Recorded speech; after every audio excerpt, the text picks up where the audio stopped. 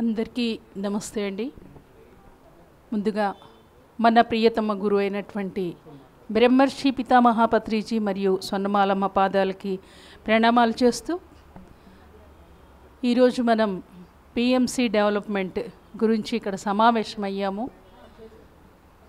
PMC channel awareness కోసమని నేను shares గురించి పత్రిజీ ఆదేశం మేరకి తెలంగాణ అంతా కూడా తిరగటం జరిగింది. అంటే ఆ పుట్టు పూర్వోత్తరాల నుండే నేను ఉన్నాను. ఇవాళ రోజు మరి పిఎంసిని మనం బలోపేతం చేసుకోవలసిన సమావేశం ఏర్పాటు చేసుకోవడం అంటే మరి ఎంతో బాధాకరంగా అనిపించింది. ఏది ఏమైనప్పటికీ కూడా మనము ధ్యాన ప్రచారము ఎలా అయితే చేస్తున్నామో ఆ సార్ చెప్పినట్లుగా పిఎంసి ఛానల్ గురించి ప్రచారం చేయాలి. ఎలా అంటే పిఎంసి ఛానల్ అనే పాంప్లెంటే తీయాలి. పిఎంసి ఛానల్ చూడండి టైటిల్తో మనం పాంప్లెంట్ చేసి పిఎంసి ఛానల్ యొక్క లక్ష్యాలేంటి, ఏ లక్ష్యాలతో ఇది ఏర్పాటు కాబడింది, ఒక ఛానల్ ఎలా ఉండాలి అనేది తెలియచెప్తుంది పిఎంసి ఛానల్. నేటి ఛానల్స్ ఎలా ఉన్నాయంటే ప్రజల్ని భయభ్రాంతుల్ని చేస్తుంది.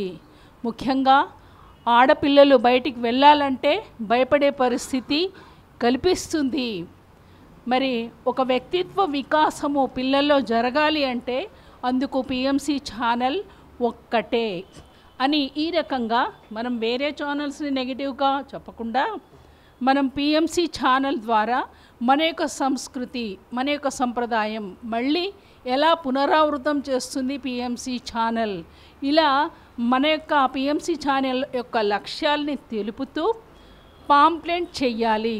తర్వాత ఒక వ్యాన్ పిఎంసి ఛానల్కి సంబంధించి ప్రతి జిల్లాకు ఒక వ్యాన్ ఉండాలండి. ఆల్రెడీ మనకు వ్యాన్ ఉంది, దాని మీద మనం పిఎంసి ఛానల్ని ఫోకస్ చేద్దాం. ఈ ఛానల్ని చూడండి, ఇన్ని రకాలుగా లాభం ఉంటుంది. ఛానల్ ద్వారా మనం ప్రచారంలోకి వెళితే బాగుంటుందని నేను ఆశిస్తున్నాను. ఇంకా ఫైనాన్షియల్గా ఇందాక మా మాస్టర్ అన్నట్టు ప్రతి జిల్లా నుంచి చక్కగా 1 lakh వచ్చేటట్టుగా మనం చూసుకుందాం. మరి మా జిల్లాలో చొప్పదండి మాస్టర్స్ రమణ గారు బ్యాక్ బోన్గా ఉన్నారు. అట్లా మరి అందరం కూడా ముందుకు వెళ్ళి పనిచేద్దాం. Thank you very much.